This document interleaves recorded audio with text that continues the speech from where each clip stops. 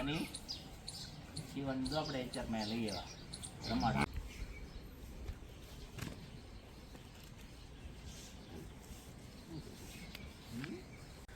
જય શ્રી કૃષ્ણ, જય માતાજી. હાનના વાગી જશે 6. આપણે ગાયોનું બધું કામકાજ થઈ ગયું, કારણ કે ત્યાં સુધી તો આપણી પાસે ટાઈમ ન મળે, જ્યાં સુધી ગાયોનું બધું કામકાજ ન થાય ત્યાં સુધી.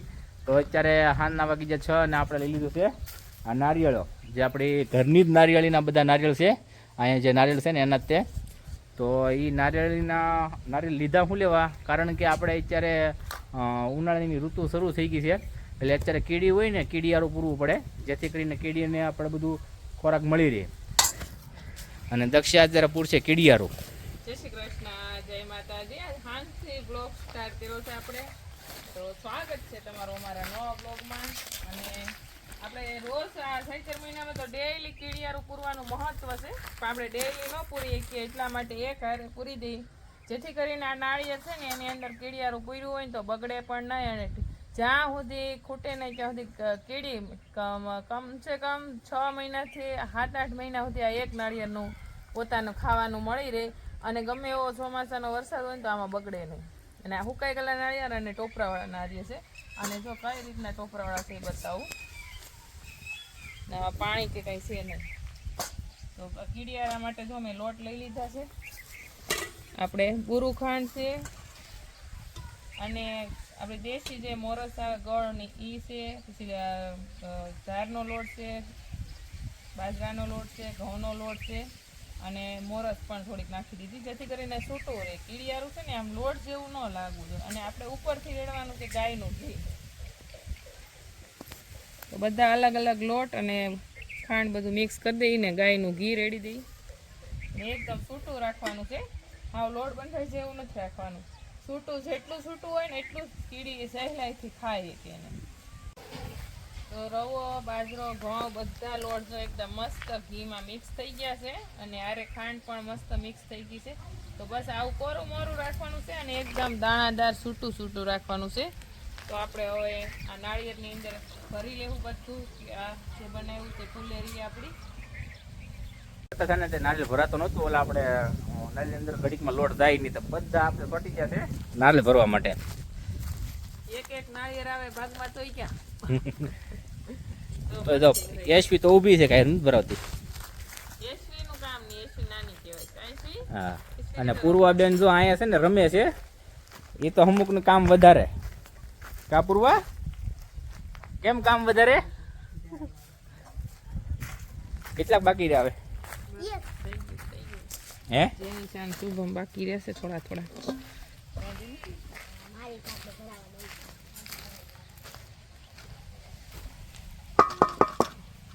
હાલો હાલો, હવે કીડિયારું પૂરીએ. ચાલો, થઈ ગયું છે. કીડીઓ પાછી ઘેર વહી જાય, બહાર નહીં આવે લે.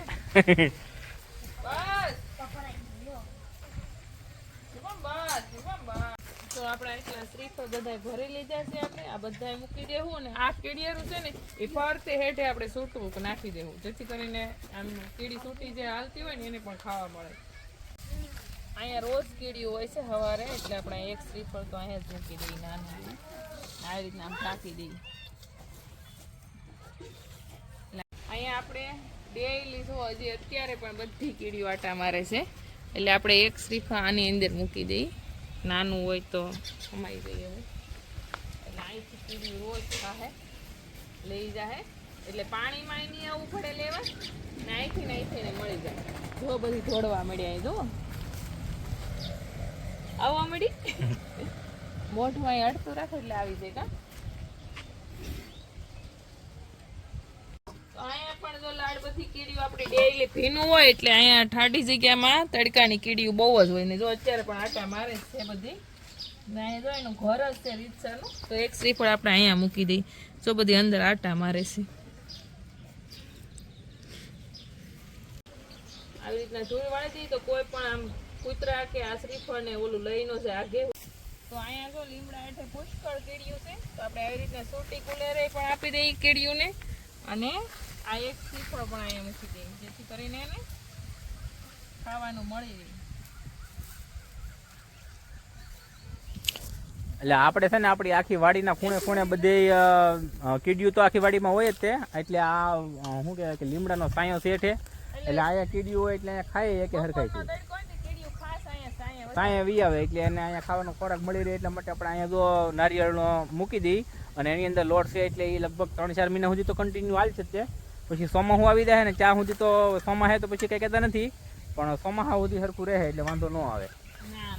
જો હરખું નાળિયેર રહી ગયું ને ચોમાસાનો આ તો ઉપલો ભાગ તો કઈ પલળવાનો નથી, એટલે અંદર ખાવાનું પણ કોરું રહે અને ચોમાસું હોય ને ભીનું ઋતુ તો પણ મળી રહે ખાવાનું.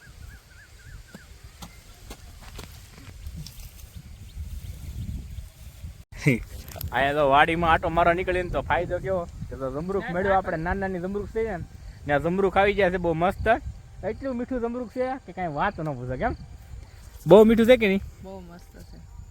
તો જેની યશવી હારે આવ્યા તેને મેળ આવી ગયો. ઓલા શુભમને કોઈને ખબર નથી કે અહીંયા જમરૂખ છે એમ. એ આવ્યા છે ને આટો મારા કિશનને જરા ત્યાં લાવ્યા હતા. હે પણ તેને આ દેખાણો નહીં હોય એને. તો આપણે એક આ લીમડે આ હેડે પણ મૂકી દીધું એટલે આપણે ફરતો હેડો લેવાઈ ગયો છે. હવે એક સાઈડ બાકી છે, દી હાથમાં પેલા ઘેર પોગી જાય. ખીડિયારો પોગી.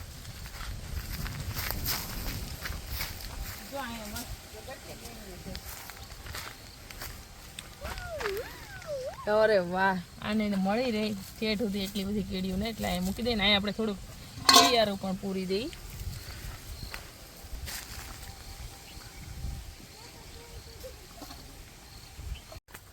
તો આપણે અત્યારે હવે બધે કિયરું પૂરી દીધું અને હવે આપણે જાવું ઘરે.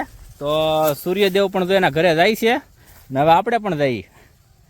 પૂરાઈ ગયું બધે કિયરું કે? બસ પૂરાઈ ગયો, થોડુંક છે ઈ આપણે આમ હાલતા જાહું ને આમ પૂરતા જાહું. હા, તો જેની યશવી તો આગળ આગળ જાય છે ને અહીંયા ભીનું છે થોડુંક એટલે સપલા કૂદતા જાય છે. એટલે વાત પૂરી. એટલું ભીનું છે. તો આપણે હાંજના જો દિવસ આથમી ગયો, મસ્ત સૂર્યદેવ પણ જો કેટલા મસ્ત થઈ ગયા, સનસેટ થઈ ગયો અને ઝાડ પણ આપણી મસ્ત મોટી મોટી થવા મળી છે. અને હવે આપણે કીડિયારું પણ મસ્ત પૂરી દીધું છે બધે. ને આજનો વ્લોગ આપણો એટલો જ તે અહીંયા જ પૂરો કરશું. જો તમને ગમતો હોય તો લાઈક કરજો, શેર કરજો, કમેન્ટ કરજો.